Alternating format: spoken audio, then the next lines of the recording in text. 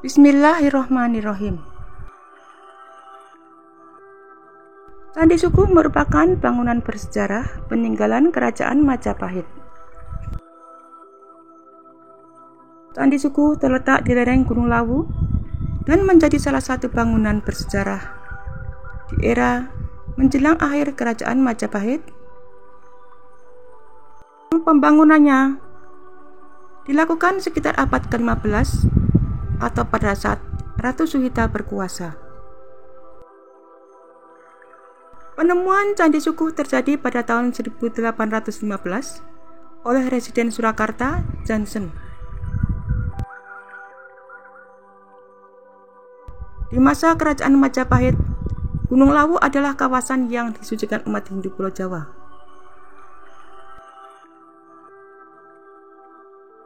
Gunung Lawu dianggap sebagai pecahan Gunung Mahameru. Gunung inilah yang dipercaya dibawa dari India ke Jawa oleh para dewa-dewa mereka.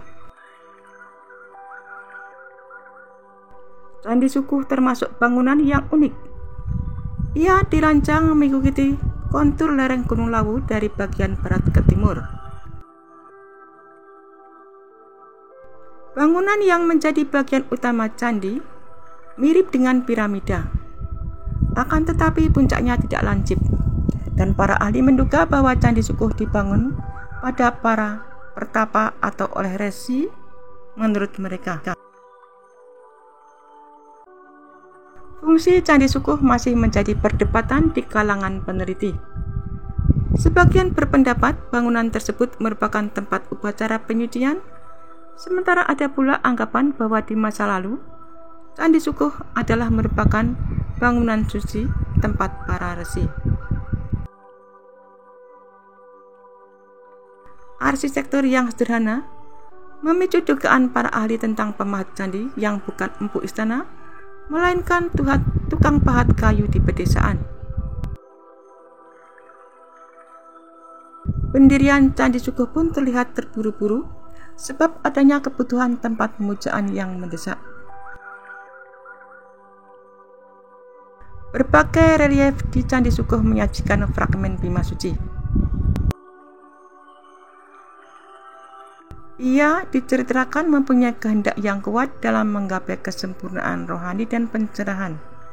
Dan fakta ini juga tersirat di dalam penamaan Candi Sukuh, yang mana kata Sukuh adalah gabungan dari kata Su yang berarti baik dan Kukuh yang berarti kuat. Di samping itu ada arca-arca yang menampilkan berbagai gambaran secara vulgar hingga ornamen lingga yoni di beberapa relief. Arca dan relief di Candi Sukuh mengandung makna filosofis yang berhubungan dengan keyakinan para resi yang terlibat dalam pembangunannya.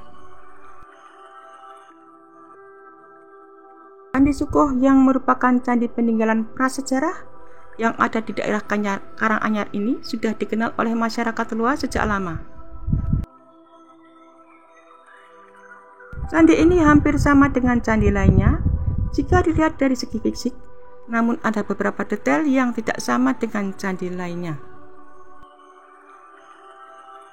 Meskipun Candi Sukuh ini sudah dikenal oleh masyarakat luas, namun nyatanya masih banyak orang yang belum tahu tentang lokasi Candi Sukuh tersebut secara pastinya. Candi Sukuh yang berlokasi di lereng kaki Gunung Lawu dengan ketinggian kurang lebih 1186 meter di atas permukaan laut ini, dengan lokasi tersebut menjadikan daerah dari Candi Sukuh ini sangat sejuk, sehingga diminati oleh orang-orang yang ingin berwisata ke sini. Sederhanaan dari candi ini terlihat dari bentuk bangunannya yang hampir sama dengan budaya Maya di Meksiko atau peninggalan budaya Inca di Peru. Fakta dari bangunan tersebut menarik minat peneliti dari Belanda pada tahun 1930. Peneliti tersebut memberikan 3 argumen mengenai struktur bangunan yang sedikit aneh.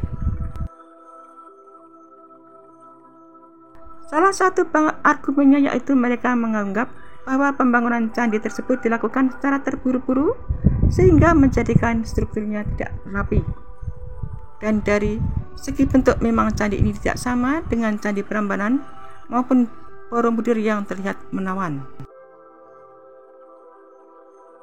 Candi Sukoh yang pertama kali ditemukan oleh Johnson, residen Surakarta. Awal mulanya Johnson menemukan hanya melakukan penelitian untuk mengumpulkan data-data guna menulis buku The History of Java yang dilakukan oleh Thomas Stamford Raffles.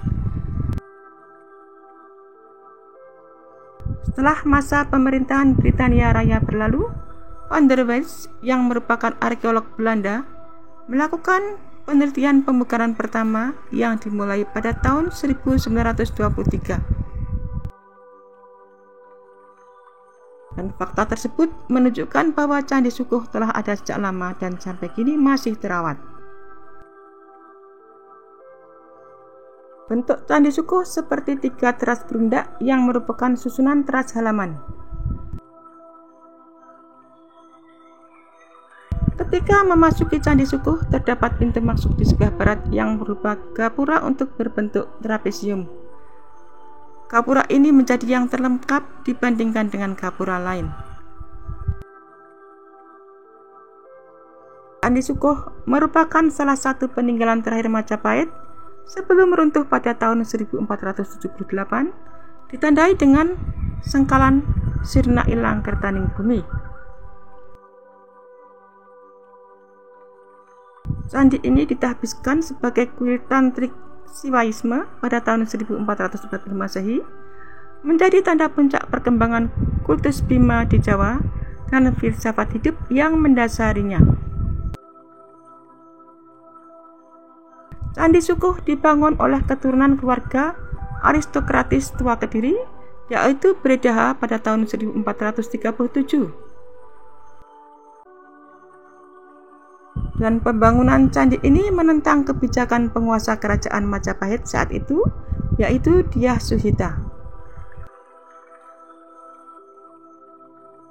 Pembangunan Candi Sukoh pun tidak megah dan monumental karena prosesnya yang tergesa-gesa.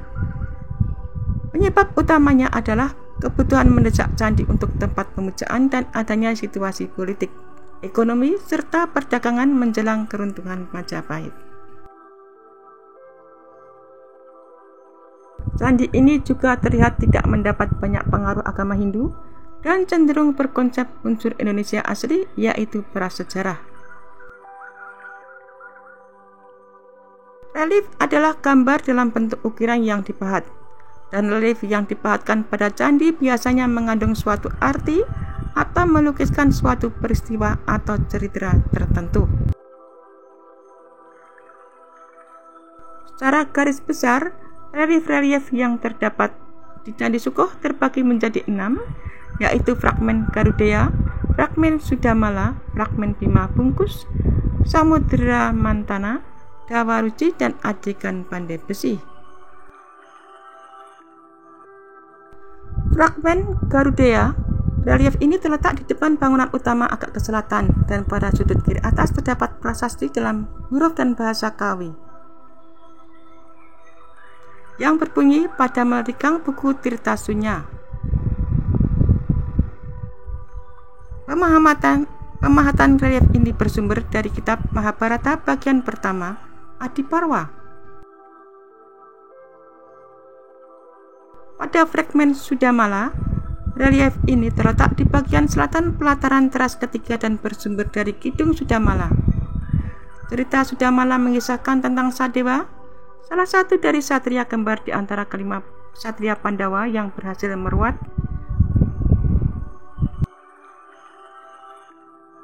Fragmen Bima Bungkus, yaitu kisah tentang Dewi Kunti melahirkan bayi Bima di hutan Mandala sana. Anehnya bayi Bima terlahir masih terbungkus kulit ari yang luar biasa kuat, liat, dan tidak bisa sobek. Menurut Sutterheim, Candi Sukoh dipahat oleh seorang ahli pemahat kayu dan bukan pemahat batu seperti candi lainnya, dan bukan merupakan para empu istana, melainkan orang biasa yang berasal dari pedesaan. Pada pintu masuk candi berupa gapura dengan pipi gapura terletak beberapa relief yang diduga sebagai sangkelan Mehmet, yaitu penanda yang digambarkan berupa patung, gambar pusaka atau kereta yang mewakili suatu ekspresi untuk menyampaikan maksud tertentu. Di ruang dalam gapura terdapat pahatan yang ikonik di lantainya yang menggambarkan palos dan hal-hal yang bersentuhan. Di sekeliling pahatan diberi pagar yang membuat gapura sulit dilalui. Maksud dibangunnya diyakini bahwa pahatan tersebut memiliki fungsi sebagai obat untuk menyembuhkan segala penyakit. Kemungkinan bangunan Candi Suko pada zamannya digunakan untuk menyirnakan segala keburukan hati dan pikiran di tubuh begitu seseorang memasuki lingkungan candi.